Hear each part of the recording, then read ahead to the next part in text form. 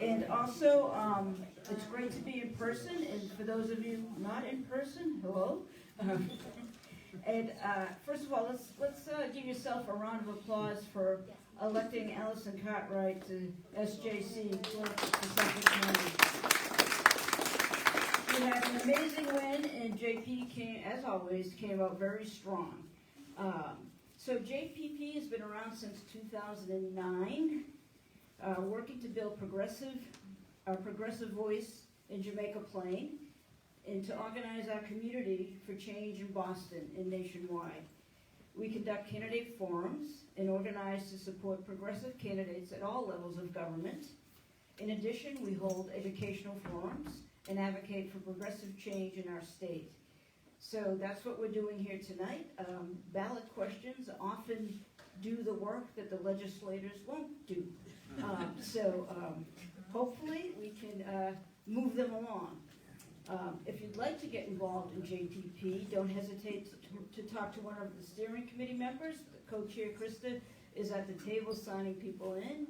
Enid, Ziba, John, I think that's about it that's here tonight. We'd love to have more of you get involved with us. We have some open slots on the steering committee. If you're interested in joining us all, it's great fun. So we hope that this forum tonight is going to help you make your decision on that yes or no vote. We have 4 of the 5 ballot questions that we're going to talk about tonight. I just want to remind you that we only have 47 days to do the work that we have to do. So you know what to do. You know how to make those phone calls. Some of you are going out of state, and that's very helpful. This forum is also being live streamed on Facebook, and we ask both audiences to be respectful and not engage in harassing, discriminatory, or intimidating behavior that stifles debate and constructive dialogue. And now I'm going to turn it over to JPP's own amazing Enid, who is going to be the moderator tonight and introduce the panel. Thank you, Annie. So before we start, I just wanted to explain a little bit about our format. We've asked for the campaigns, we actually have represented from the 5th campaign year, so all the ballot questions. What we're going to do is have each campaign present separately. Most of the campaigns will get close to 20 minutes, and in that, what I'm going to do is ask the representative from each of these campaigns to explain what the ballot question is, what it does, who's behind it, and also what their opposition is saying and how they will answer it. So if they don't say it, I'll get a chance to ask that. And as Annie said, our goal here is to be respectful. And I'm going to take the prerogative of being a strong chair here, because I know we have some opposition to some of the questions in the audience, and we want to make sure that the proponents of the ballot questions actually have an opportunity to fairly present the ballot question. Because when you vote on a ballot question, a yes vote is about changing the status quo. A no vote or not voting is about maintenance of the status quo. So without further ado, I'd like to invite our state auditor, DiZoglio, to come up here to talk about question 1, which you may all have heard about, but it's about auditing the state legislature. And question 1 would give the auditor the authority to actually audit the state legislature, and this is obviously timely given what we've seen about our state legislature. So Diane, without further ado, maybe you can sit, if you want to sit down. You can be informal here. You'd like to tell people what the ballot question does, and not only what it does, but also who's behind it, why now? It's like a coffee and conversations over here. I love it. I wish I brought me a little mug here with a sun on it to talk about or to advertise for our Sunshine campaign, because that is what question 1 is, folks. My name is Diana DiZoglio. I humbly serve as your state auditor. Thank you for the opportunity. We've been working really hard in the Office of State Auditor to fulfill the promises made along the campaign trail back in 2022. And one of those campaign promises was that if I was elected as your state auditor, that I would audit our state legislature. It actually wasn't something, for those of you who weren't really too familiar with my campaign, I know we're really down ballot, so there were a lot of other really cool races like governor, AG, lieutenant governor, and other things happening. But auditor was on the ballot that year, and one of the things that was consistently raised to me during the time I was campaigning for this seat by residents across the Commonwealth was something that wasn't actually part of my original campaign platform, and that was this issue of auditing the state legislature. One of the reasons why it was consistently raised to me was because I, at the time, was a legislator. I had served 6 years as a state representative, serving residents of the Merrimack Valley, and then I served 4 years as a state senator, serving the Merrimack Valley and North Shore. And folks wanted to make sure that if I got elected to this role, that I, even though I was a legislator, would make sure to do this job of holding the legislature accountable the same way that other state entities are held accountable regarding issues of transparency, accountability, equity, and accessibility. I very much love our state legislature. Like I said, I served there for 10 years. Love a lot of the legislators I got to serve with. We worked on some incredible issues and made some positive changes while I was in the state legislature. I got to pass legislation along with some of these great folks. I love our state legislature, and not but, I also love transparency, accountability, accessibility, and equity, and those two things are not mutually exclusive. And it's really unfortunate that right now, in a state as progressive as Massachusetts, as far as the voters are concerned, that our state legislature does, unfortunately, continue to lag behind on these issues. We're actually ranked as one of the least, if not the least transparent state legislature in the entire nation. We get D rankings, F rankings. This is a state where I just stood on the State House steps today with Governor Maura Healey and others as we celebrated the 250th anniversary of the Revolution. We talked about how Massachusetts is leading the charge in so many ways, and we've led on choice, and we've led on marriage equality, and we've just led on so many things. And Massachusetts is leading on being the #1 state I heard about today, where folks want to have a child and move to, and these are such great things. I'd love to see Massachusetts lead on transparency. I'd love for our legislature, when people talk about it, for it to be synonymous with transparency. Man, that legislature, they're just so accessible. Every time I call, I can immediately figure out how my legislator voted. I know how my tax dollars are being spent. I understand the processes and procedures. It's a welcoming place, and I feel part of the process. Assuming this were passed, what would it look like? So I just want to make sure they heard you. She said, assuming this would pass, what would it look like? So can an audit of the state legislature change the culture inside of the legislature? No. That needs to come from within.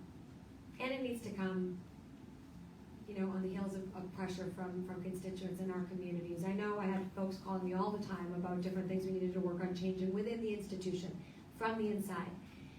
What an audit of the legislature could do is it could look at finances, processes, and procedures. Similarly, or along the lines of what we do for other audits. I'm going to give a couple of examples, if that's okay, because a lot of folks have asked, well, what does that mean? What do you mean you're going to audit them? Isn't there a separation of powers? Friends, no, we're not seeking to exercise the power of the legislature, which would be to legislate, or the power of the legislature, which would be to vote on the budget and act as a legislator. We're just seeking to report on matters that frankly should be public records to begin with, that are public records in other institutions, but our legislature exempts themselves from the public records. We would be able to report on things like procurement. We just audited the Convention Center Authority in the city of Boston. Many of you may have heard they were alleged to have had many challenges with racial discrimination, employee complaint practices, procurement issues and challenges with state contracting using our tax dollars. So I went in and did an audit alongside of my wonderful office, and we ended up uncovering that a $1.2 million non-disclosure agreement was executed unlawfully to conceal allegations of racial discrimination and retaliation in our quasi-public agency, in the city of Boston. We also found that there were no bid contracts that went out unlawfully in the hundreds of thousands of dollars, and potentially more. We referred these issues to the AG for further investigation. Under the previous administration, that went out. We uncovered challenge after challenge with employee complaint practices.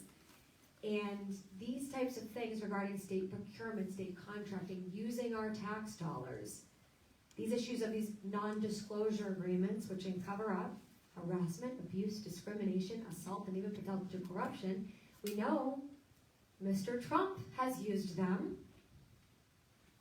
We know Harvey Weinstein used them. We found that out during the Me Too movement, the Hollywood persona that used NDAs to move from one victim to the next and sexually assault those women, covering up his crimes. Larry Nassar used them to move along in the U.S. gymnastics team. We know about right here, again, Boston, the Archdiocese of Boston, using non-disclosure agreements to cover up their child sexual abuse to be able to easily move from one child victim to the next, undetected. But what many folks don't know is that our state government is using these agreements. And they're using them many times with unfettered authority, unchecked authority. We know our state legislature has used at least 33 of these agreements in recent years, but we aren't allowed to view why they were used, how much in our tax dollars was spent, what were the issues behind the reason why these non-disclosure agreements were used. These are our tax dollars. These are public employees. We should have access to that type of information. We should know how the state legislature is contracting out with state tax dollars to private vendors when they purchase services. They're not allowing us to view those procurement documents, those bids that should be part of public records and are in other entities. We can't reconcile their receipts with their claimed expenditures. So for example, we did a University of Massachusetts audit where we went in and we looked at their discretionary spending regarding their credit card use. And if there were things like hotels or meals or travel or anything like that in that discretionary line item for spending that were claimed, we were able to require the production of receipts to make sure that our office, full of auditors, was able to go in and reconcile the receipts with the claimed expenditures. And where there were discrepancies, we could let the institution know, ask for further documentation to make sure that there was accountability so that there's not even unintentional misuse of taxpayer dollars. We can't do that in the state legislature right now. One other thing that we could do is we could also look at, besides those financials and those contractual agreements, we could also look at things like process and procedures. No, I can't audit votes. I'm going to tell you, if they don't exist, it's hard to audit them. Most of them aren't roll called, right? So we know that. But I often get asked, can you go in and audit this and that and go into these conversations? We're not able to disrupt the proceedings of any entity. They need to be able to do their work. That is their legislative power and right to do their work and to be able to get their work done on behalf of the taxpayers. But we can look at process and procedures and compare their rules, their standards, and their processes with those of other states for the purposes of conducting a comparative analysis, where we could maybe look at one of those A+ states, find out how they're doing, and then make recommendations for improvement to our processes in that comparative analysis to help the legislature function better. That's our office's motto. It's not audit everybody so they get frustrated and we point out their wrongdoings. No. Our office is not the FBI. We're auditors. We go in to audit things so that we can shine a light on what's happening for the purposes of helping these agencies, entities, and departments to work better. Our motto for our office is making government work better.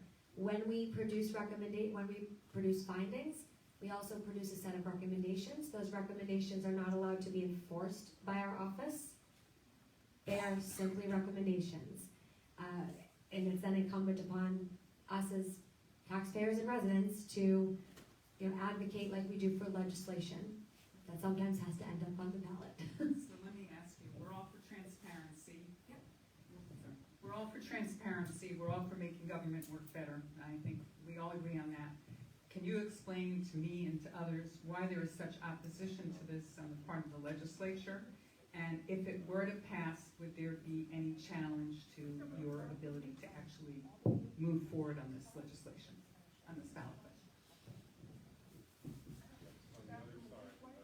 When I was elected, I was frequently the co-sponsor of public records reforms bills to require that the legislature, the administration, and the judiciary all be subject to public records law.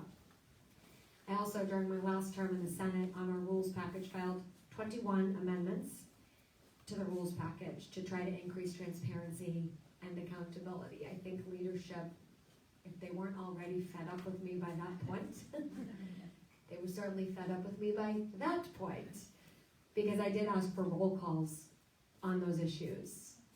And I know a lot of my colleagues didn't appreciate that, but that was, I think, my 5th term at the State House, and I've been pushing for these issues for years, and thought to myself, if we don't push as hard as we can while we're in here to make a difference, what are we here for? We need to do something here. A lot of the amendments that I pushed for regarding that increased transparency and accountability did fail. When I became the state auditor and went to go move forward with this initiative, I think that there was a general consensus of frustration and irritation that this was coming from me, a former colleague, who I think was expected to fall into line a little bit more. I think who was expected to get along a little bit better, be more of a team player. And this is just something that I believe in, but I think a lot of this has to do with personality, with the need to maintain control over information, even if there's not information that's really that bad. I think that some folks have been in power for so long that even if it's just a little bit of power, it's really hard to let that go, right? We all know the phrase absolute power corrupts.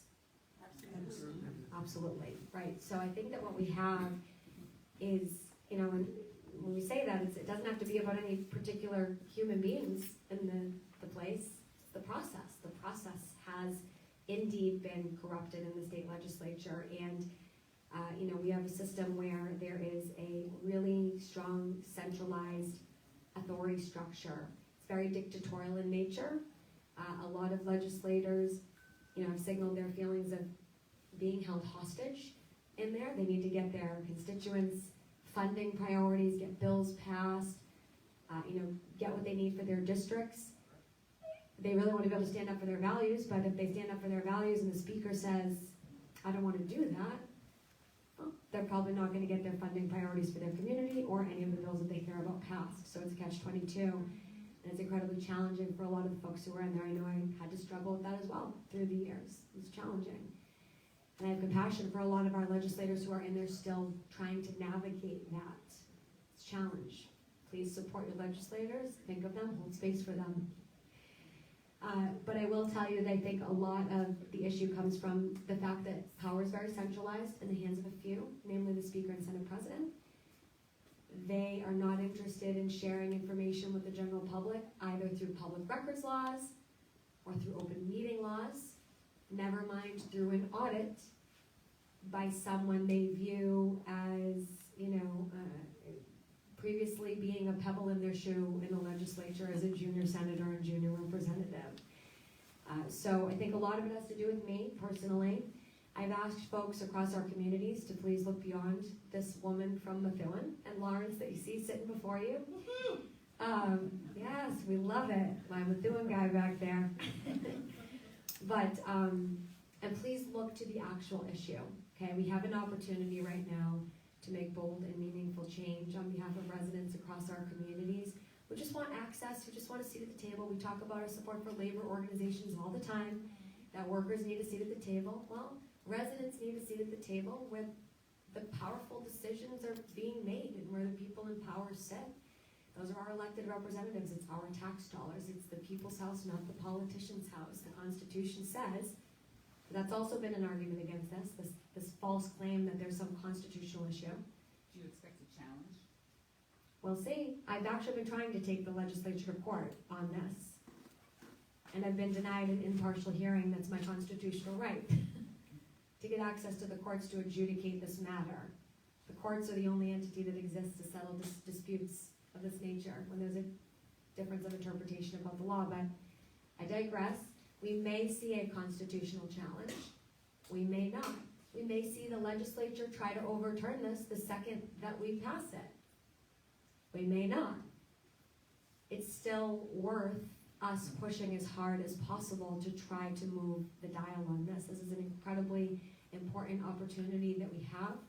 I don't want us to miss this moment. This is our chance to be heard on this issue.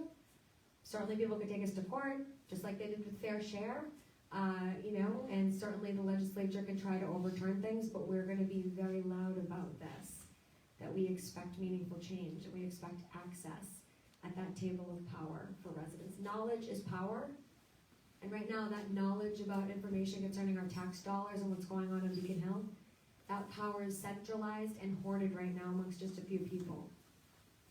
Knowledge is power. And if they're hoarding that knowledge, then they're hoarding that power.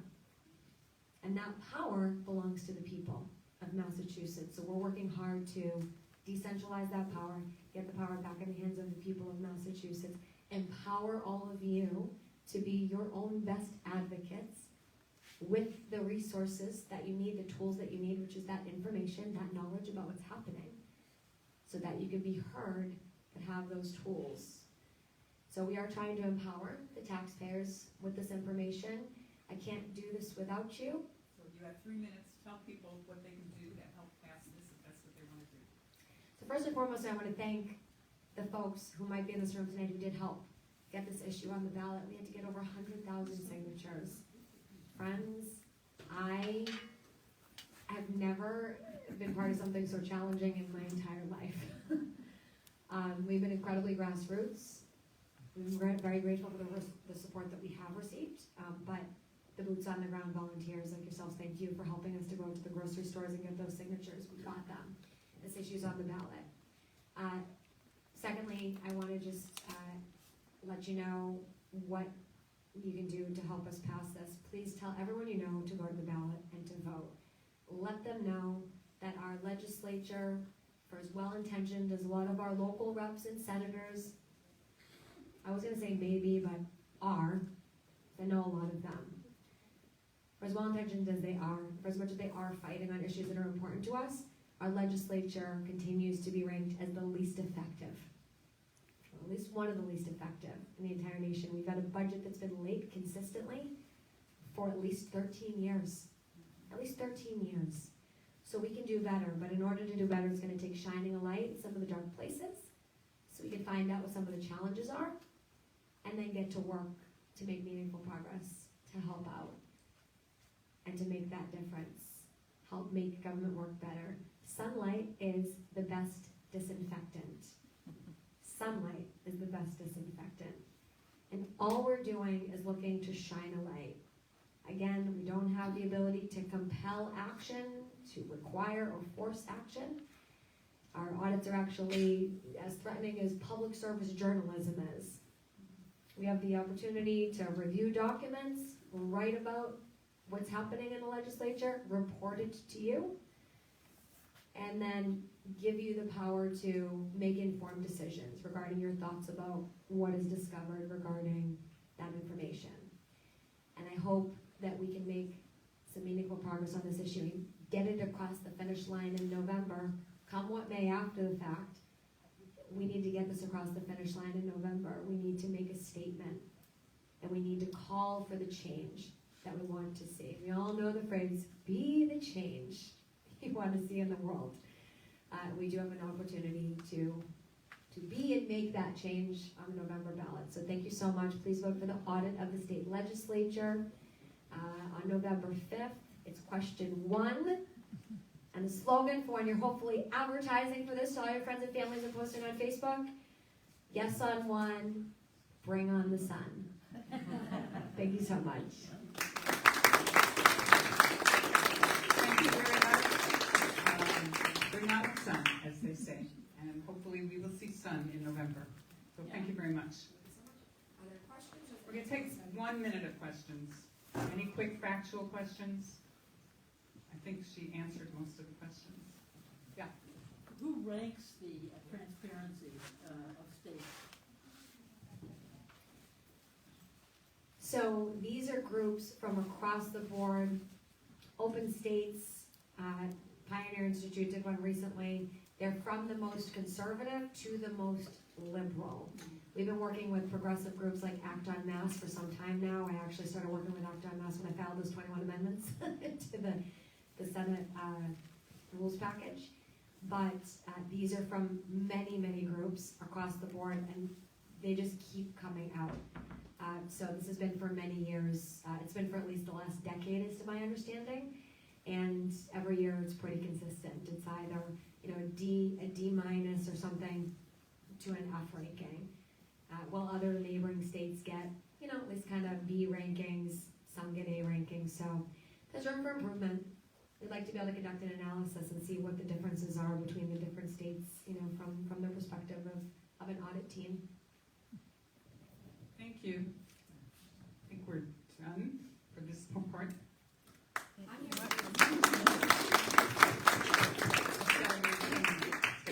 But thank you. I have an email, by the way, if you want to, because he does have a question. Okay. Diana@dianaDiZoglio.com. As long as you remember the name, you'll know how to do it. I can give it to you. All right, thank you. All right, thank you.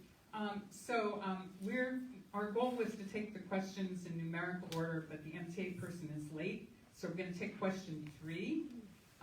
For those of you who don't follow all your ballot numbers, question 3 is the issue of the right of drivers or transit companies to form a union, and will enable drivers of Uber and Lyft to form a union and provide a mechanism for collective bargaining over wages, benefits, and working conditions. So, Yoel, there's 2 of you, so we'll give you 2 chairs.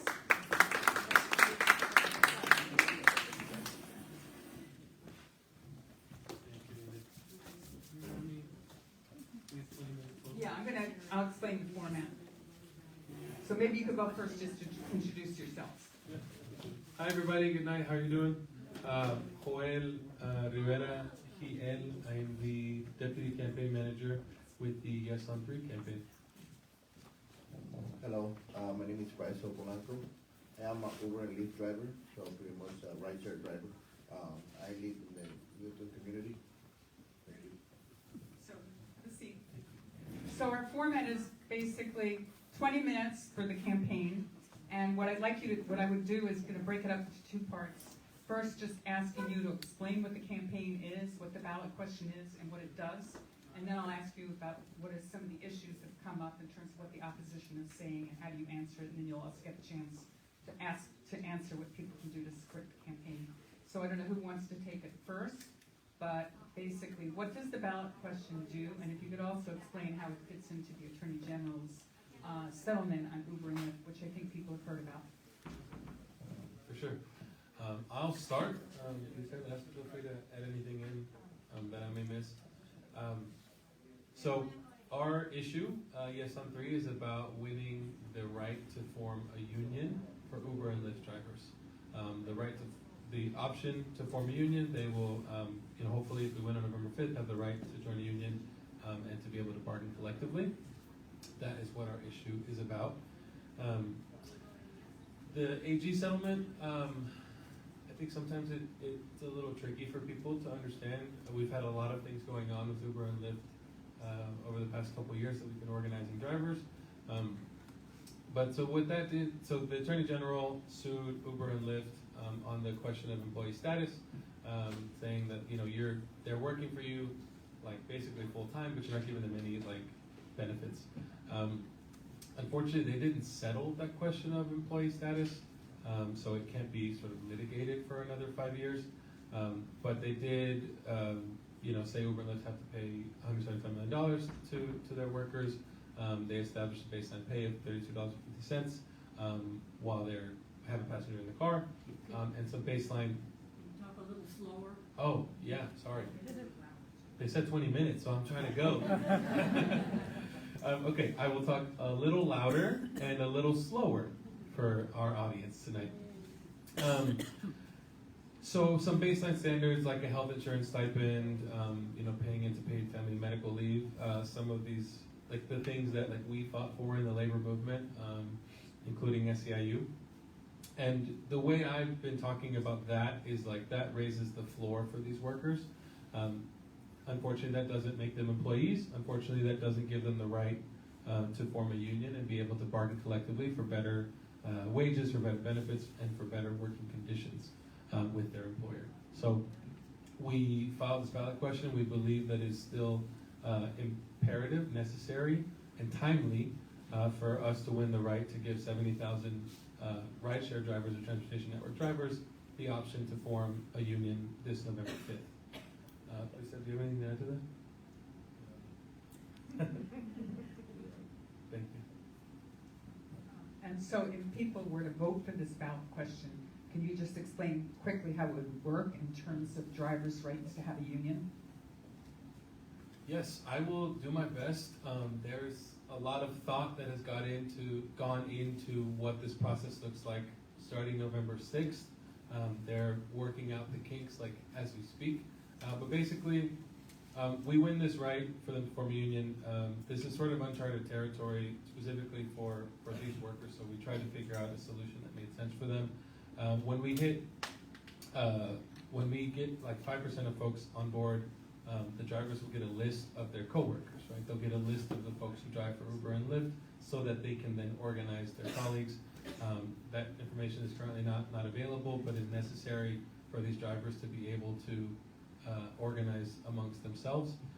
Once we reach a threshold of 25% of eligible drivers who have signed union cards to say they would like to form a union, they will then be able to form that union, and then they will sit down with Uber and Lyft to negotiate a contract. If they are able to reach an agreement, that contract will be binding upon the industry, what's known as sectoral bargaining. For those of you that are sort of labor folks in the room, that would then be sent to the Secretary of Labor, who would review that agreement, and if that was, got their stamp of approval, that would then become binding upon the entire industry. Their union would be ratified, they would begin paying membership dues, and all that jazz. So we had a unique problem of organizing independent contractors who are gig workers. They don't have a regular workplace where they gather, they don't know their coworkers, they have irregular hours. This is a solution that we thought would be practical and would be winnable, and so this is what we went with. As a driver, how do you think this would change your life, and how would you have power that you don't have now? What would be the difference for you as a driver? I believe as a driver, one of the many perks that will help, the union will help the drivers. It benefits like having a system on place on the activation. There's many different drivers that have been deactivated without a reason why, or some kind of trial or system. They just can run a red light, they got deactivated. They don't be tell why. And a driver goes and buy a vehicle for $50,000, $700,000, paying super expensive insurance, and he just started and just get a red light, whatever ticket it is. And you guys should know it's very difficult to drive here on the Massachusetts area, especially the Boston area. And you can easily get a ticket, and just like that, you get deactivated. They don't tell you why, and then you are with the debt, and that is the case for many drivers right now. That included me 3 years ago. I got deactivated. I bought a brand new vehicle, 0 miles, $70,000. It got deactivated for a whole year, and they kept me on a merry-go-round. We go to Corey, get your background check, do that, and they couldn't, until I, got run over the came along with the union, and they sat down with me. They reviewed my case, and they told me step by step, but what I need to do in order to get reactivated. But I know, like, for example, there's many other drivers, I'm from the Dominican Republic, there's many other drivers that are not as fluent as I am in English, that cannot, help, with the, getting into, like, getting reactivated. And they are out there, just being deactivated. Another reason is that just 3-4 years ago, we were making 3 times what we were making right now. We are being forced. So you bought a vehicle for $70,000, so you're making this much, and you able to pay your bills, but all of a sudden they, cut your wages down to half, and they're on the news saying that, oh, we doubled our profits from last year, and the next year they double their profits again, but the drivers are getting cut in half, and then the next year again cut in half, and they keep charging the customers the same price and more. Like they're paying, they're making their profit with, at the expense of the drivers, which are the ones that do everything from being out here, driving, paying insurance, toll, gas, cleaning the vehicles, dealing with how crazy and dangerous driving in Massachusetts is. So I believe that's just part of the benefit that we as drivers can have by forming a union. I just want to clarify for the audience who doesn't know labor law that currently, and correct me if I'm wrong, Uber and Lyft drivers, it's not legal for them to have a union because they're classified as independent contractors. So this ballot question would basically create a new mechanism for employees to have the right to have a union, just like SEIU has done this with home care workers and other, I think, daycare workers and some other entities. So I just think for people who don't know labor law, this is, am I fairly describing it? This is exactly how it works. So, yeah. Yeah, so that's exactly right. A worker's right to form a union is given to them by the National Labor Relations Act. And so, as independent contractors, they're not covered under that. What we're looking for is a state fix to a national problem that we think is unlikely to be solved anytime soon. And their livelihoods can't wait 10, 15, 20 years. They can't wait a generation to have this issue solved. They need a solution now. So that's why we're doing this. And like Enid said, we paved the way in Massachusetts for things like this with childcare workers, with PCAs as well. Work that was done through SEIU with Locals 509, 1199. I know Enid worked on one of these campaigns, and so there's a precedent for doing something like this in Massachusetts, and we believe that this is another one of those sort of special circumstances where we can fight and make that happen. So now let me ask you a question. The opposition says that should this pass, that costs will be driven up, and that drivers will actually take home less money, not more money. Just telling you what the opposition says. I went back in the little red book and checked exactly what the opposition arguments are in Secretary of State Galvin's.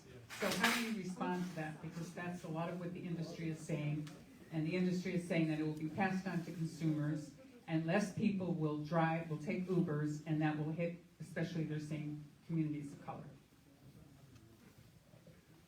Thank you. Yeah, I will do my best to answer them. I don't like to spend too much time talking about the opposition, but I will do my best to respond to these points. I think if we are able to form a union and we're able to negotiate for better wages, benefits, working conditions, one of the things we'd want to take a look at is the driver take home on fares, right? And so I hope that at least your second part of your question, we would be able to fight that adequately with the union and folks at a bargaining table, negotiating with Uber and Lyft collectively. To your first point, I mean, I get it, things are expensive. I worry about how much things cost, like rent, just generally the cost of goods, like eggs are really expensive now. Everyone was up in arms about that, over COVID. I think that's a decision that Uber and Lyft will make as companies, right? I think if they choose to try to pass off the cost of better wages for workers onto consumers, they're showing us that it is really all about money, right? Even though they're trying to paint themselves in a better light. And I think that we, as the consumers like have a say in how things go, right? Like, if we don't like something, we don't have to do it. We don't have to take Ubers and Lyfts, right? I think we have a lot more power than I think we give ourselves credit for. And so I think if they do raise prices, we have mechanisms to try to fight that. But again, we can't control like that, but we can control to the best of our abilities. If we win a union, right, we can talk about fares, have fares try to be more stable and less variable, and to have the take home for drivers be higher. I mean, I think drivers and riders are aligned in like wanting to have like good, safe vehicles, wanting the drivers and like the workers to get paid better, to try to keep our costs down. Like Priscilla said, they used to make a lot more money on Uber and Lyft rides, right? And now they make a lot less. They are having to work longer for less hours, whereas Uber and Lyft have record profits every year. And what do we say in the labor movement? Record profits are stolen wages, right? And that's what this is about at the end of the day.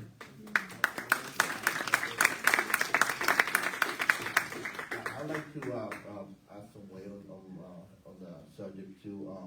Just a little fact that Uber sometimes takes up to 80% of the fare.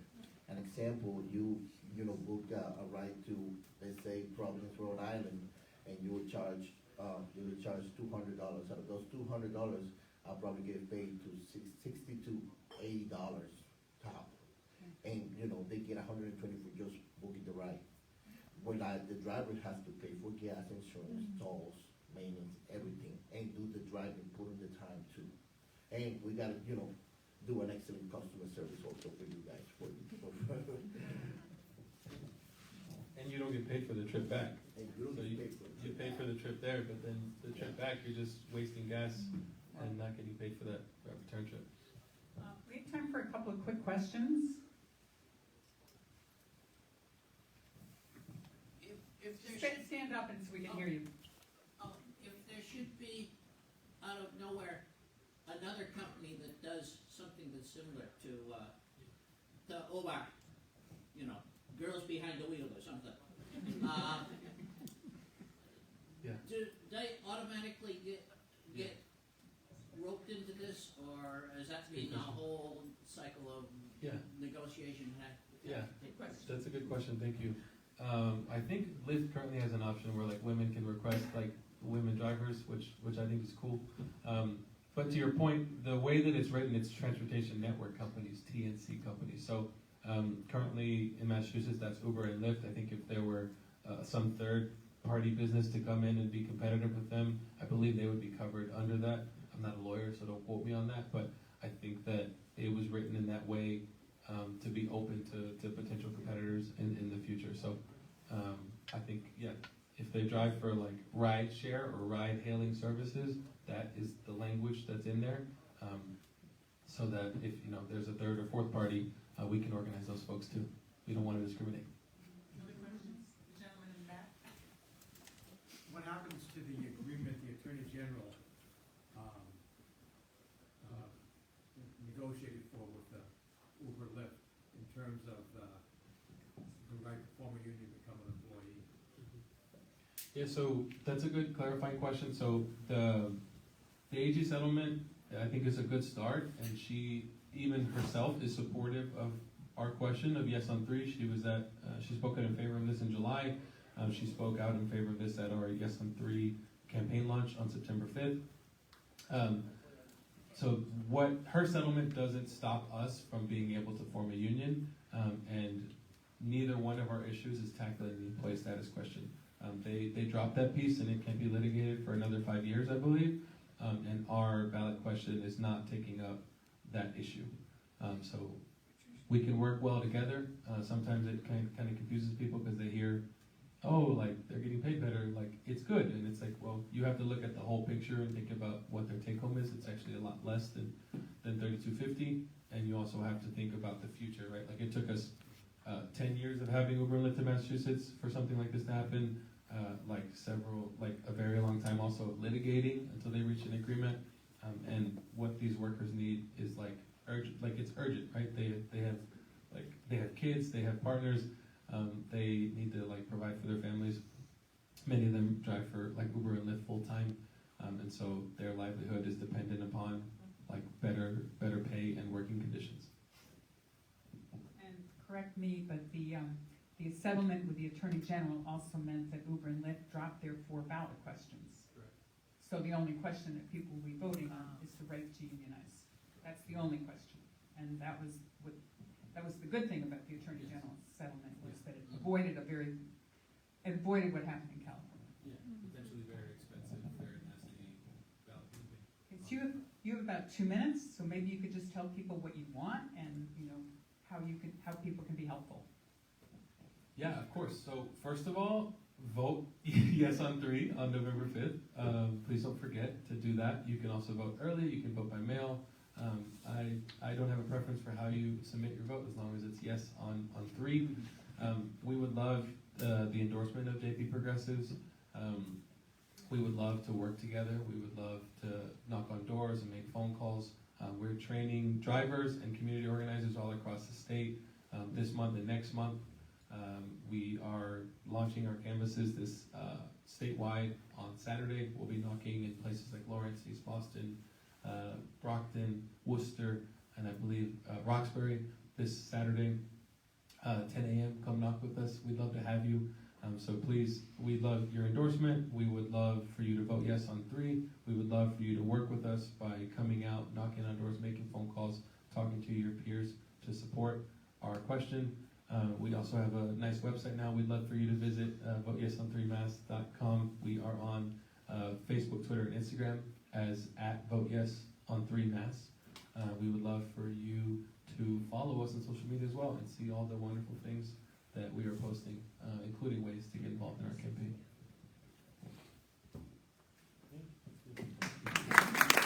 Thank you.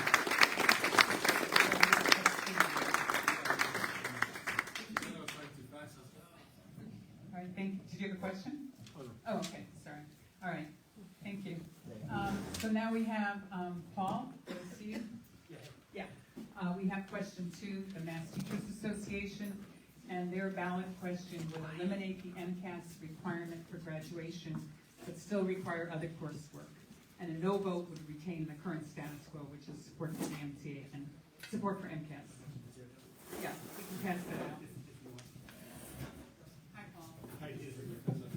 Paul is pinch hitting for someone else, so that's. I was actually out running. Yeah. You ran right over. No, I was in Melrose. So he ran right over here. I can't run that far. I did drive here. I got here as quickly as possible because when Enid Eckstein calls, you answer the phone. I think everyone in this room knows that.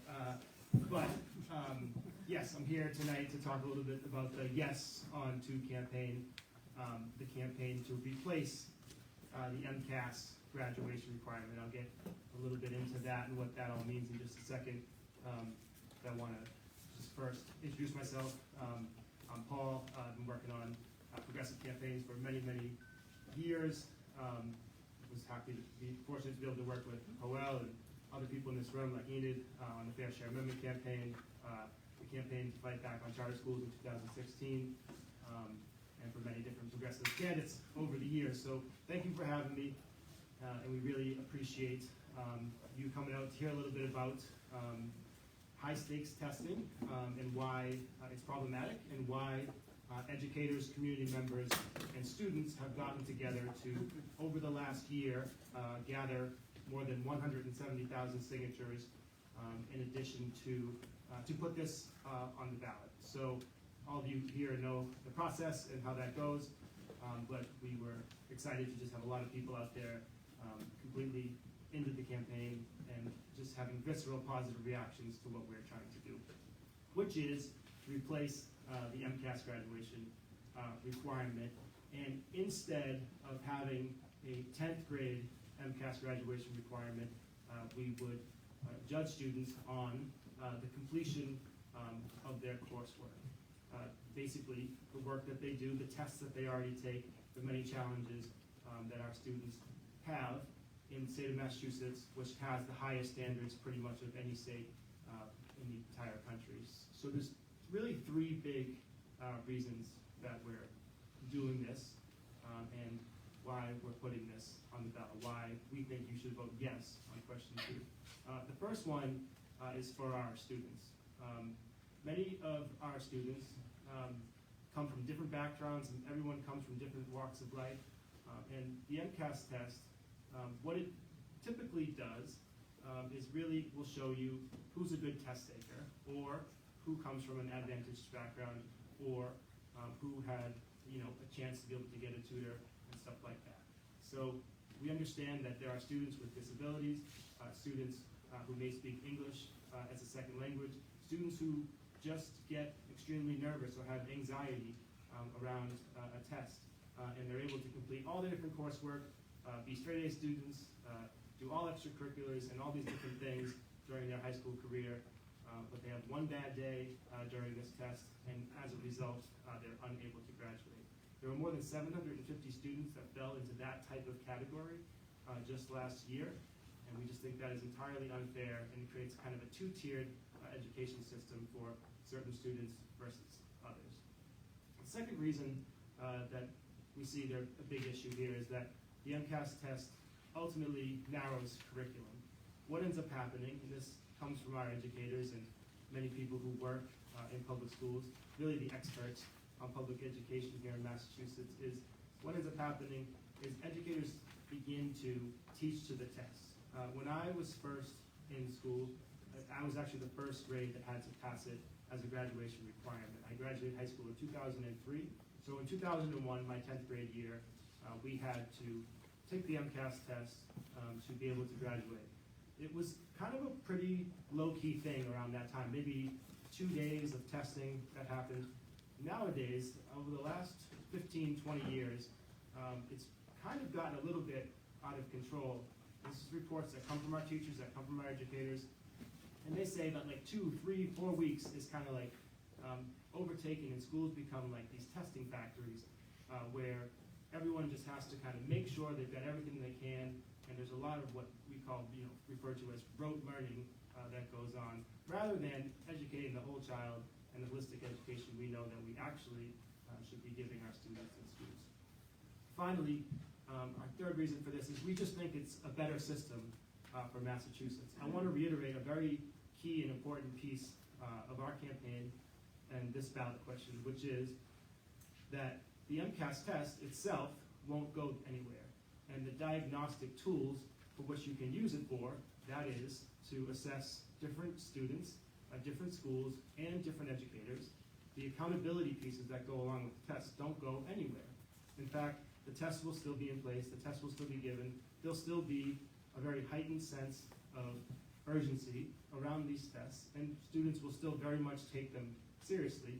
They just won't any longer be able to hold students back from graduating that aren't able to pass the test, either due to different various issues as to why they would not do well on a test, a one-time high-stakes test over one day, even though they completed all their other coursework and did really well in schools. Now, I just want to go back to what I said about it being a diagnostic tool quickly, because that is a key piece.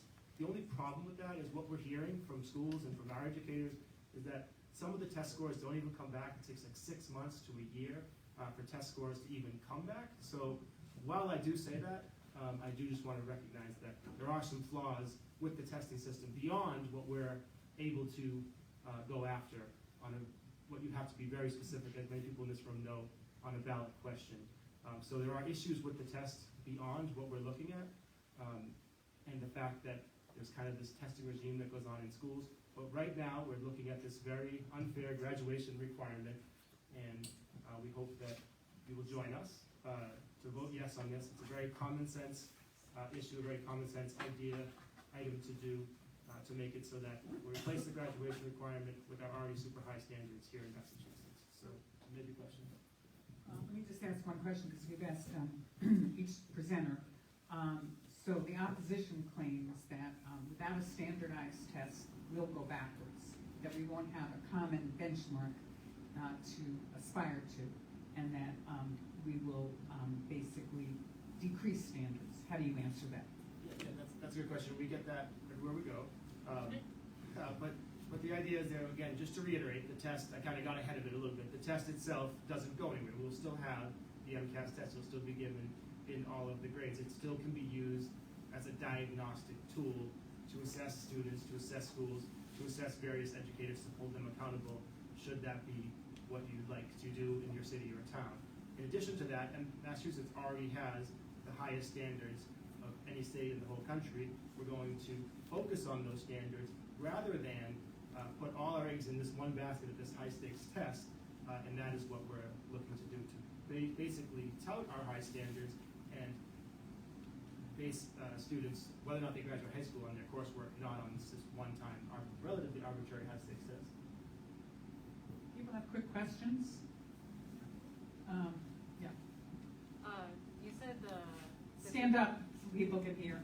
You said this would be replacing the graduation requirement with other assessments. Are there specific, would there be additional requirements to graduate that take the place of this, or no?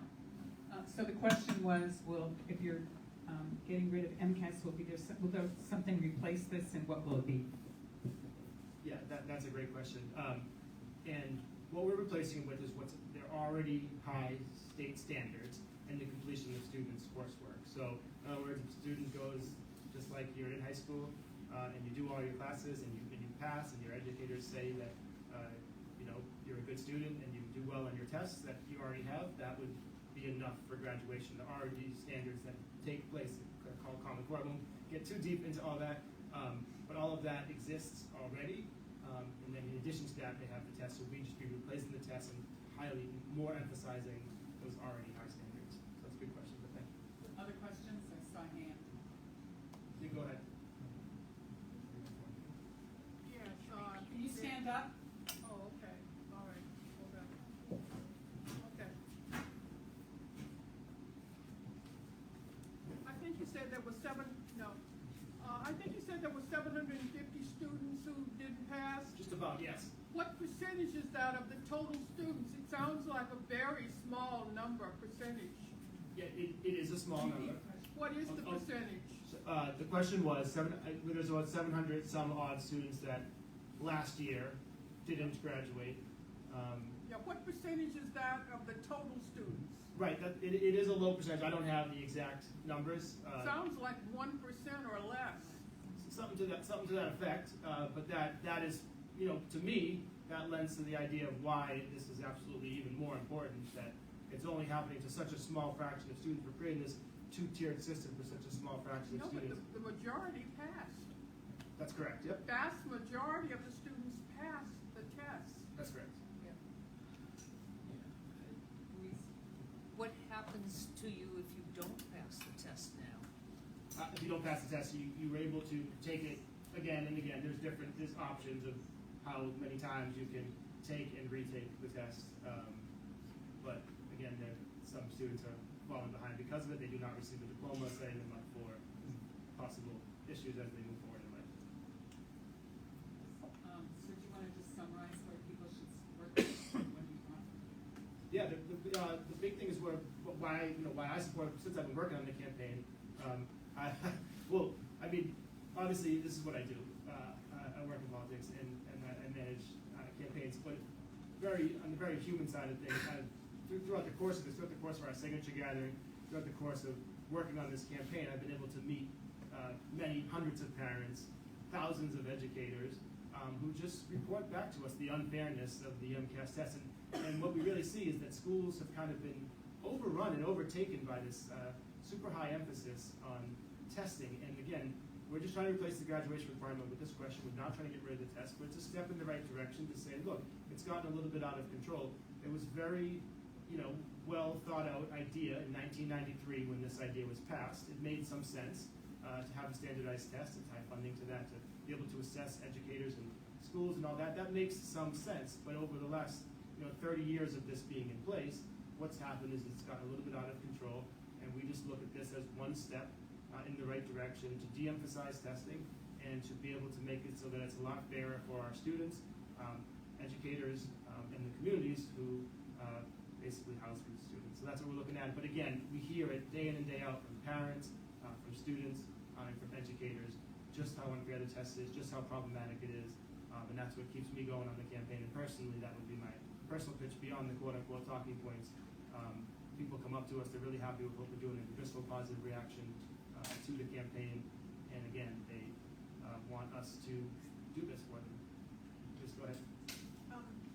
So you said that it will still be in place, but do you think it'll still take 2 or 3 weeks out of the year? Unfortunately, yeah, again, when we talk about ballot questions, they have to be extremely narrow. Let's repeat the question. Oh, sorry, the question was, even the question is trying to replace the graduation requirement, to remove that requirement as a requirement for graduation. But will there still kind of be this like testing factories that go on these 2 or 3 weeks kind of where school gets all blown apart? And I do think that will be the case. I think, again, this is what I was trying to set up for, which is this is a step in the right direction. Ballot questions have to be extremely narrow, and that is why we feel that we're moving in the right direction. But yes, that is something that we're using the campaign to get the message out about, but working on this very specific graduation requirement issue during that process, if that makes sense. And let me just ask you the question, besides the teachers' unions, who else is in support of this? Yeah, sure. Progressive Mass is a big supporter of ours. Our Yeah. grandparents.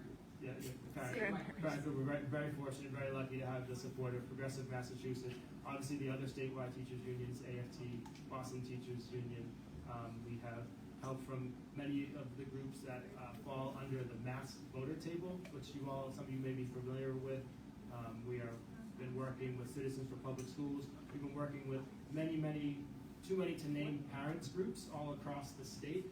It's really parents that have come to us. In fact, MTA was a leader in putting this on the ballot, obviously, and the education unions were a leader putting this on the ballot. But a parent in Lexington named Shelley Scruggs, some of you may have seen her on TV and other areas, was also put this on the ballot, had never talked to any of us. She was not a political operative in any way. She was just a parent who felt very strongly about this. If you don't know Shelley Scruggs, or you haven't heard of Shelley, you should look her up because she articulates what I'm saying a lot better than I am about how this has affected her and her family due to testing. And there's many parents groups and student groups, others that are working with us. So it's a great coalition, and we're moving forward. And what I will say, now that I have the opportunity to kind of put it, what I really do, we've been out there for over a year now, but in the last 4 months, we've been super fortunate to have a great team of people, and we've knocked over 160,000 doors to date. We have called over 100,000 people. We've made 55,000 contacts with voters across the state. We may have visited you at your home and left you some literature. So we're all over the place. We have extremely dedicated volunteers in the grassroots effort. We will be on TV starting next week. We have materials, signs, all that type of stuff. We're running a very full-fledged campaign. We're getting after it. So I think things are moving in the right direction. We have some momentum, and we hope to get the support of the JP Progressives. Thank you.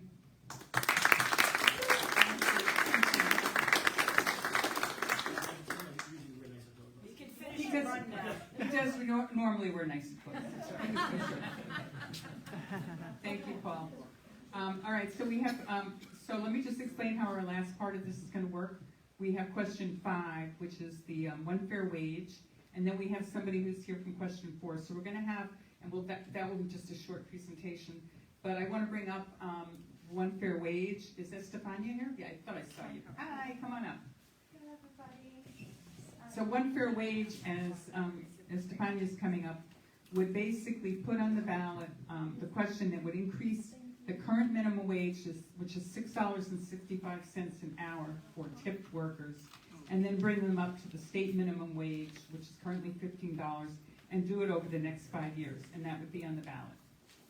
So first you could introduce yourself, and then we'll start off the same format. If you could explain what the ballot question does, and how it would change life for tipped workers, and then we'll get into some of the more controversial questions. Hi, everyone. My name is Estefania Galvis. I am a forced migrant from Colombia. I actually came to the States when I was 15 years old, and I have actually been migrating my way to freedom to Boston. I've been in Florida, New York, and now in Boston. And I'm in Boston because of democratic opportunities like this one that don't exist in other states, where workers and people can actually go through a lot of work, over 120,000 signatures for this question, but fight for the folks that have been left behind for far too long. So how does this, I also am a former bartender and I'm a former waitress. I have been in the union. I am a former IATSE stagehand worker, and I did recovery and relief in Queens during COVID. So I have been in a lot of places with a lot of workers where the story has been the same. It's been, I need to have 2 jobs, I need to, like, even if they're in a union, that my wage is stolen, my boss said things to me I didn't feel comfortable with, but I needed to pay my rent. My customers said things to me that I didn't feel comfortable with, but I needed to make that extra tip. I need to keep it coming. I need to keep this customer coming. So fair wages are a problem that we have as a country. But in Massachusetts, we have the opportunity to lead this year. We know in the national conversation, there is an emphasis on economic justice right now, and that economic justice is heavily affecting immigrants like myself, and particularly has been for a long time affecting Black women and people of color primarily. What this question does is, in a period of 5 years, it will increment to meet the $15 minimum an hour. At the 5-year, it will make it so that Massachusetts, like everybody else in the country but New York, becomes a place where people can pull their tips. It just allows for it. So each independent restaurant will make a decision on whether they are going to be pulling tips or not. But it is not illegal to do it. I know a lot of us have illegally shared our tips before, and I am one of those people, because you know that when your kitchen's busy, your restaurant's busy, you know that as a server you were not the only one that made it happen and that made those tips happen. You know that there was like your coworkers in the kitchen and your runner and busser doing really hard work for you to be able to turn around those tables. You know who didn't do that? Your boss. Your boss did not turn around any of those tables or make any of that food or any of that. So that's what the question does. What is the next thing? So, just, do you have a sense of how many people that impacts in Massachusetts? Does anyone want to guess? It's 120,000 workers that would be affected by this. And I, as a matter of fact, think that Massachusetts, when Massachusetts does this, the impact is going to be beyond Massachusetts. The impact is going to be legislation moving across the country, and so the impact can be up to 6 million plus. It's what we have found. Is the right word, I guess? Yeah. So let me just ask, like every question, there's opposition here. And, there's, one major organization, the Mass Restaurant Association, and I know they conducted a poll of servers, I think 351 servers and bartenders earlier this year, and their survey showed that people were opposed to question 5 out of concern that income may decline due to drop in tips. How do you respond to this? And I know I've heard some conversation on WBUR where they interviewed people who were in opposition. Yeah, definitely. So to start, the National Restaurant Association and the Massachusetts Restaurant Association are clubs for restaurant owners. And so that answers a little bit of the question. A second thing is, most of the workers that we talk to are only willing to talk to the press anonymously, and the reason is because there is direct retaliation. This is a misinformation fight. When you're fighting for one fair wage, you're fighting against misinformation, which we all know is a big, big problem that we're facing in this country. The people in power and with money, whether they have it or they wish to one day be the billionaires, are using misinformation to continue to exploit and take the money from the pockets of the workers and the everyday person. So here's what I'm going to tell you. It is absolutely false that this will happen. What they are fighting for is that there is $8 plus change that are not gonna go to their pocket per every hour of work. That's what they're fighting for. They're not fighting for the workers. They're not fighting for the consumers. They're not fighting for your community. You know what we do know? We know that when workers are happier at work, service gets better, tips get better, people stay at their jobs for longer. This is taking people out of poverty. Right now, service work is a poverty hell block, because if you don't keep your job for at least 2 years and can prove your tips and everything for those 2 years, you do not qualify for any credit programs, housing programs, etc. And so this is the only solution that really helps workers take into their hands the money that they already deserve. Like, it is insane to think of sub-minimum. Like, let's think about that word. Like, do we think that the people that are serving us are subhumans? And I have a lot to say about this because it affected me. I worked in a restaurant with sub-minimum wages, and I worked in a restaurant with minimum wages. And I am here because I have lived it. It's not a lie that there are restaurants that pay minimum wages, and it's not a lie that it does change people's lives, because I would not be here today if it wasn't because I had the opportunity to work there. And the biggest difference, and I think that this is like a really incredibly important part of this, is who here knows what the #1 crime is in the United States? Wage them. Hell yeah. Whoever that person is, you get a button. I'll take it. And this is the industry in which it is rampant. So the other thing that this is taking away from owners is the gray area that they get to use to have people like me, new immigrants, old immigrants, people that English is their second language, be able to steal their wages and put it in their pockets beyond the money that they're already taking from them. So believe me, there is a reason why a restaurant owner is willing to pay $60,000, $100,000 to make sure that this doesn't happen, because it is gonna affect their bank account. It's not because of the goodness of their heart for their workers. I'm sorry, but I would love to have a story where like owners were fighting for workers, but that just has not happened in the recent history of America or anywhere. And that's why we have unions fighting, etc. So this is a campaign about fairness, about community, about solidarity, about the fact that we do know that there is economic violence happening, and that economic violence means that you cannot say you want a raise because you will lose your job. And you cannot afford to lose your job because eggs are too expensive and you're getting out-rented of your apartment.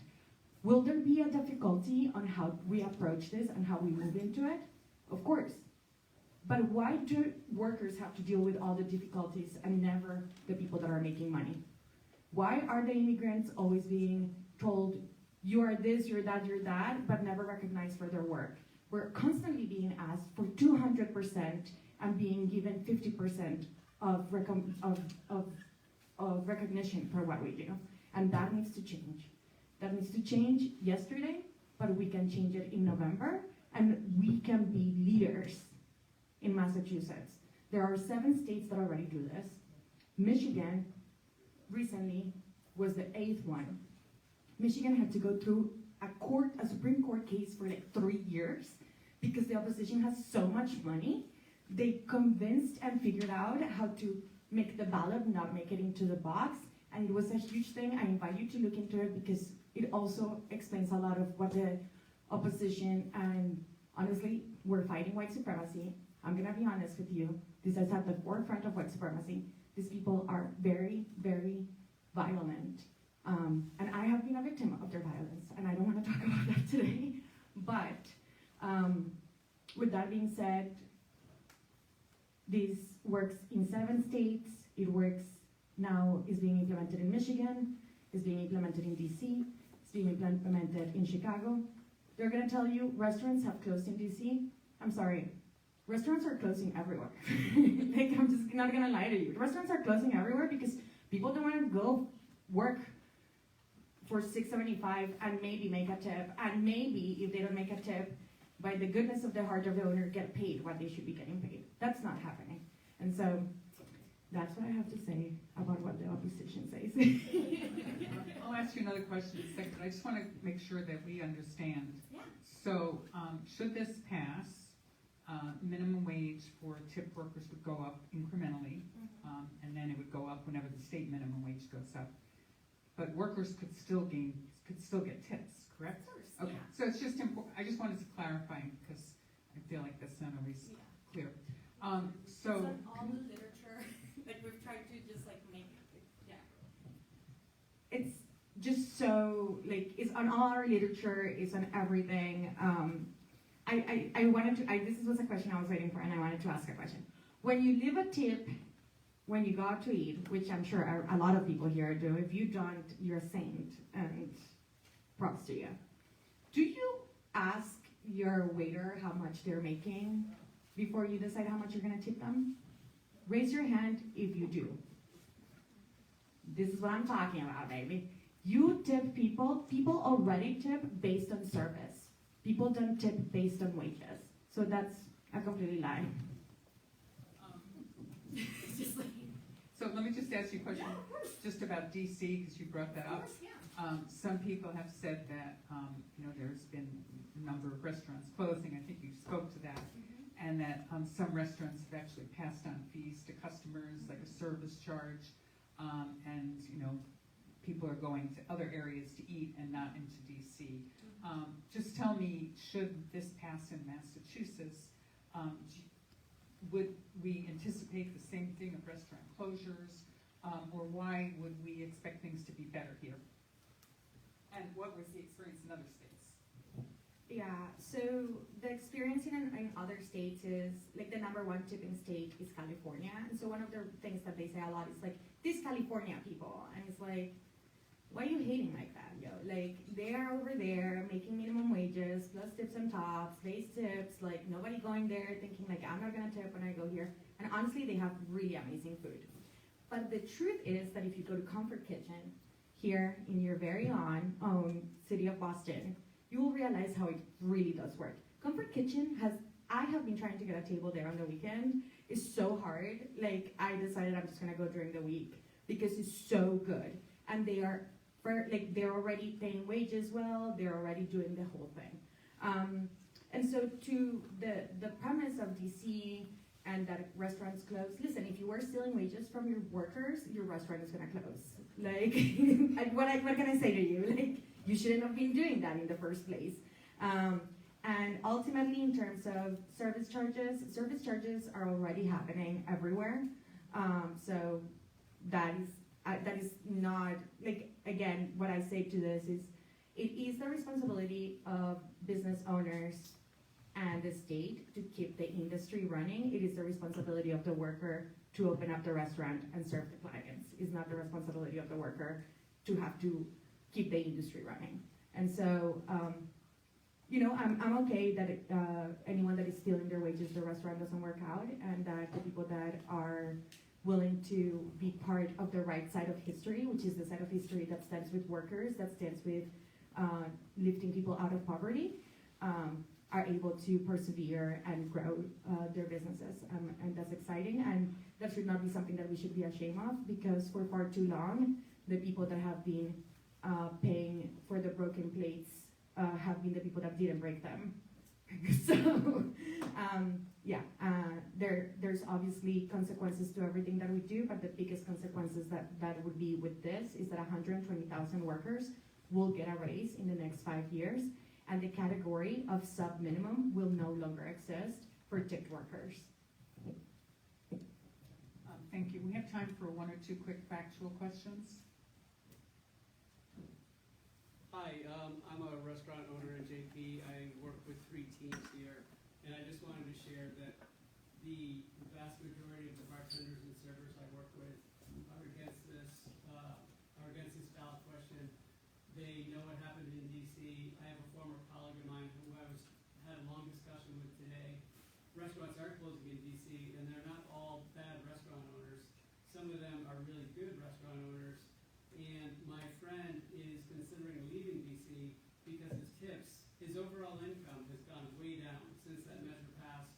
And lots of DC diners are now leaving the city to outside the city. Can I ask you a question? Of course, but I wasn't Is finished that a speaking, question? but go ahead. Yeah, we're not gonna have a debate, but she'll try to answer the question, yeah. Okay, well, I was in the middle of my sentence, but go Why ahead. don't you finish But your that is sentence? not a yeah. question. And this is exactly the kind of behavior that I'm talking about.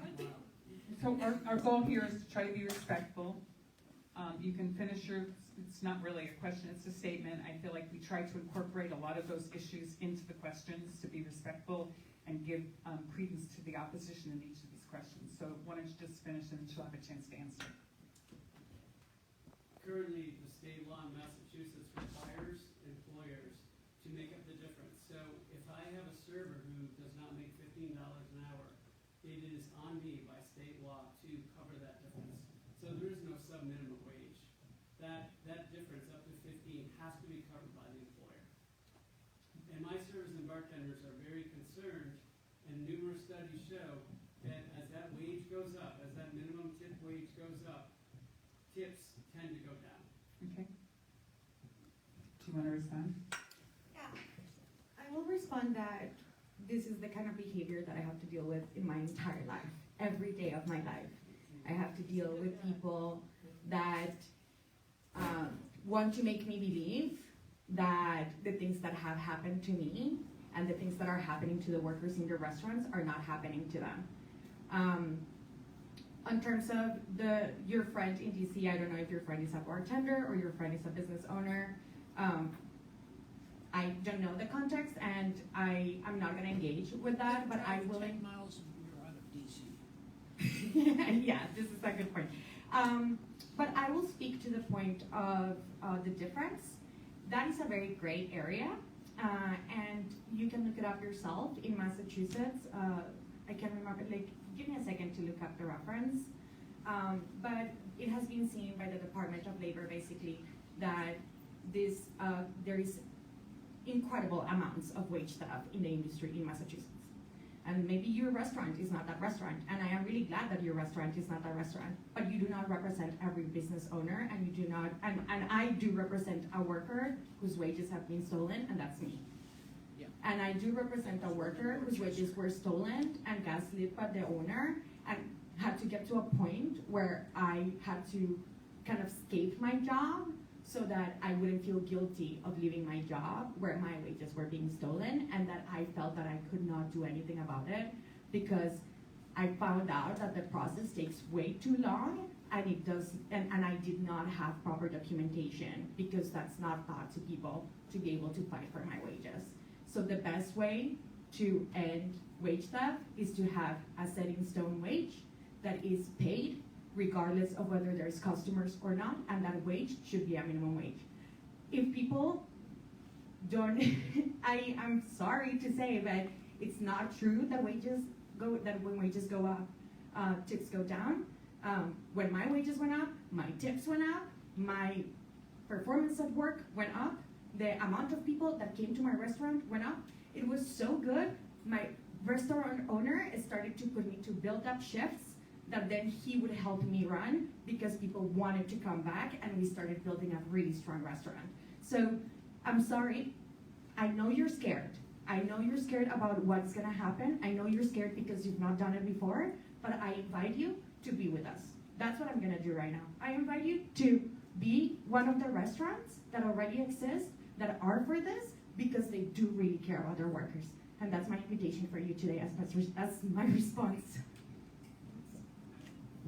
Hopefully we can continue to have a dialogue about this. I'm going to give you a minute just to say what you want from people here, and I will say that our parent organization, Progressive Mass, did endorse question 5, but we haven't had that conversation yet.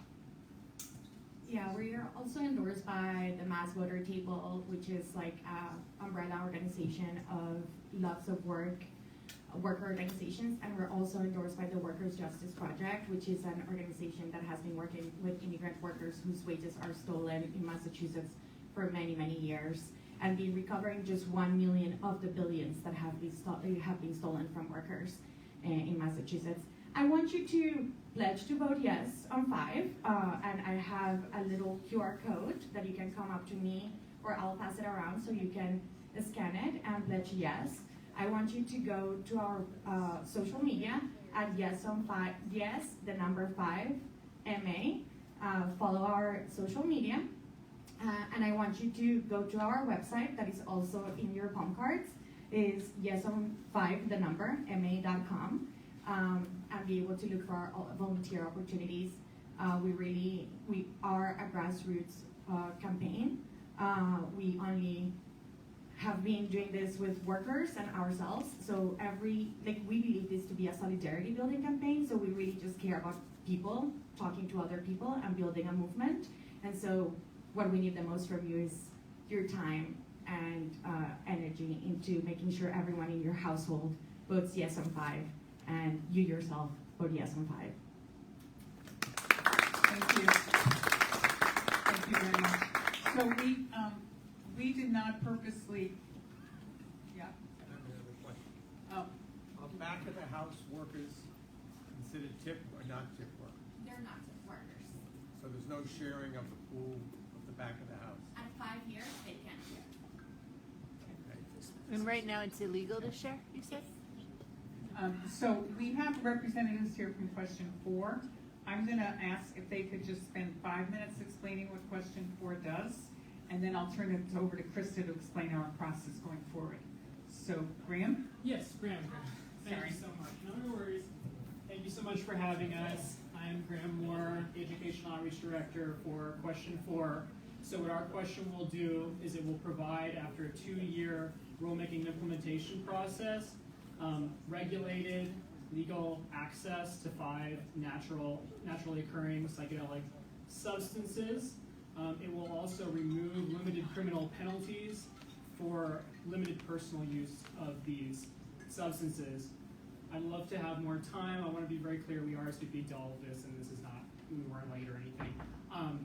This is super important. This is a matter of life and death, and that's backed up by the research. I mean, one thing when I'm talking to people or fighting for this, I'm a little bit indignant because this is overwhelmingly backed by research.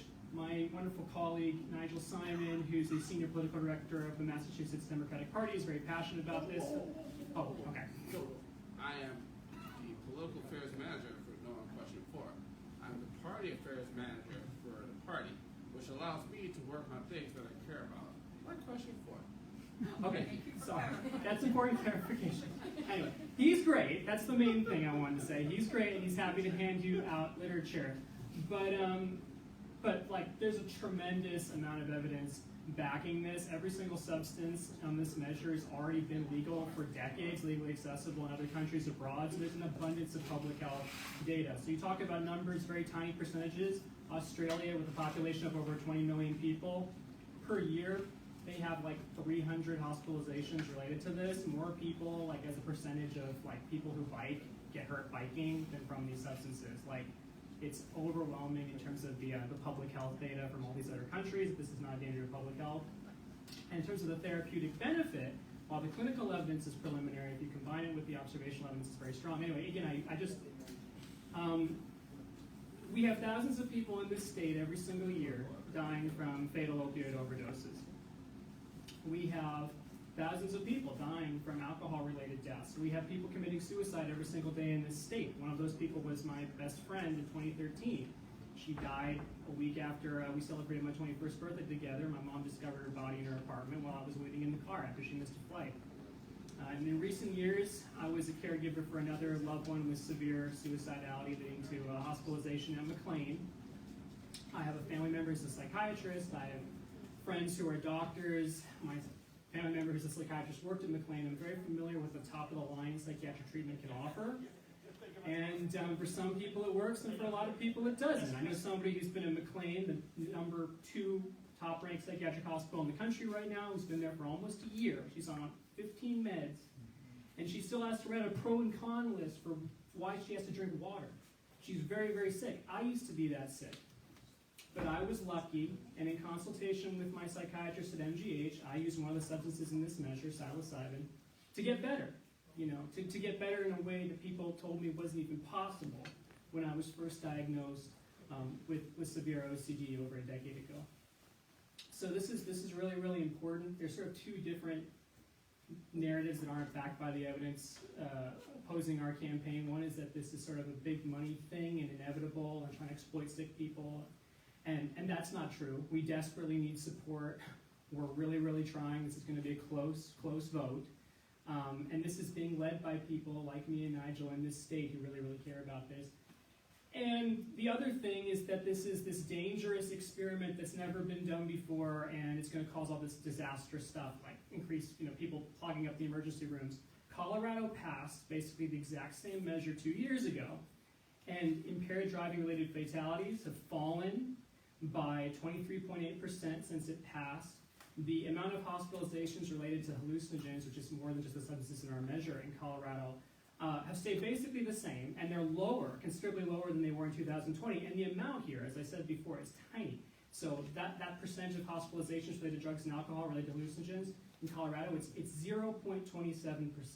I have the research here, and I also have frequently asked questions to back that up, just in case you're wondering. So what we've seen everywhere in the entire world, like I say this all the time, and it's true, nowhere in the entire world has legal access to these substances been observed to harm public health. The opposition doesn't have a single study controlling for relevant variables that identifies that in the Netherlands or in Austria decriminalized personal use of psilocybin mushrooms, or in Costa Rica, in so many places that these have ever caused a problem. But what we all should know is that clearly what we have here is not sufficient. It's not working. The ballot question, Yeah. the commission and the licensure process, if you could just say exactly what the ballot. Yeah. So if this ballot measure were to pass, what will happen is the Attorney General, the Governor, and the Treasurer will appoint a 5-person commission and a 15-member advisory board with subject matter experts, including, required by law, a mental health expert and an emergency medical services expert to draft rules and regulations to provide regulated access to one of the 5 substances after a 2-year period. After that, at the discretion of the regulatory body, they'd be able to bring more substances online. There's no retail component to this. It's not like cannabis.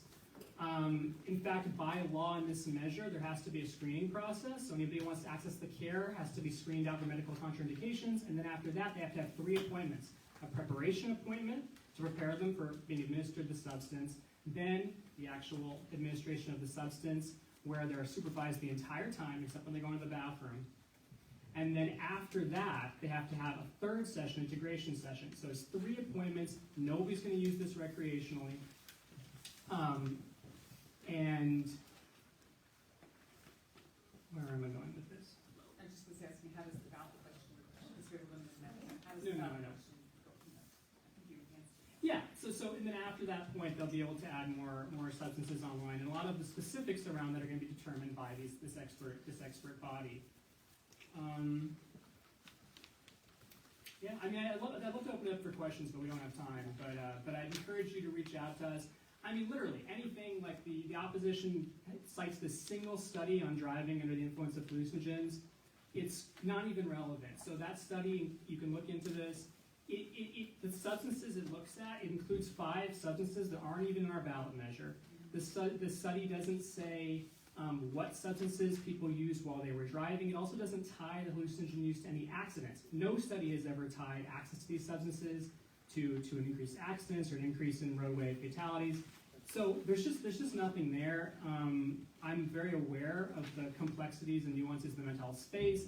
I know somebody with bipolar 1 who's been hospitalized for mania and shouldn't do psychedelics. But we've talked about this. She's in support of this. This is about providing an option for people who need it, and there's again no evidence this is going to harm public health. So. And Nigel's handing out the fact sheet. I have research. I have frequently asked questions. If you want it, I got it. If you want to sign up just to hear more about our grassroots campaign, I'm Nigel Simon. That's my colleague Graham, whose last name I can't remember because this is just my own fault. And your last name? Say your name. More. I know more. I just didn't want to get it wrong. But I always said, well, do your own research. Like, I'm so confident in this. All right, we have to get out of the church in about 10 minutes, so we want to make sure that we have a sum up here. I want to thank all the speakers, some of whom have left, but just thank people who came and presented their ballot questions. I want to turn this over to Krista, who's going to explain our next steps. Krista? Oh, we asked for your endorsement. Thank you. Hi, everybody. I'm Krista. I'm one of the co-chairs of JP Progressives. And yeah, we're going to do this real quick because, like she said, we need to be out of here in about 10 minutes. The next step is our endorsement process. If you're already a member, you're probably familiar with that. Basically, we put it to a vote. We will, as the steering committee, we will write up, in most cases, a recommendation. Sometimes we just do, if we're divided, we might do something that is more of an explanation of the facts, but you've got most of that tonight. And that will go out in an email to our voting membership, and we'll ask you to cast your vote. And at that point, that's when we start doing the work that JP Progressives is meant to do. We will coordinate with campaigns, we will knock on doors, we will do phone banks, and we will send all that information to you through our emails. If you are not already a JP Progressives member, I have a couple of these on the table out front. You can scan the QR code and it will take you directly to the sign up for our membership list. If QR codes are not a thing you work with, just come talk to me and I'll give you the URL directly. And that's pretty much it. We normally like to leave everybody with some sort of next step, some sort of action that we can take. We have not officially endorsed as an organization any of these. As Enid has pointed out, our parent sort of organization, Progressive Mass, has already endorsed on question 2 and on question 5. So I will mention that question 2 is holding a canvas this weekend, Sunday, here in our neighborhood. They're gathering at the Stony Brook Tea at 11. I can give you the information for that too if you're interested, if you wanted to go out for question 2, which is the MCAS question. But other than that, that's it. Thank you so much for coming tonight. Thank you again to our speakers.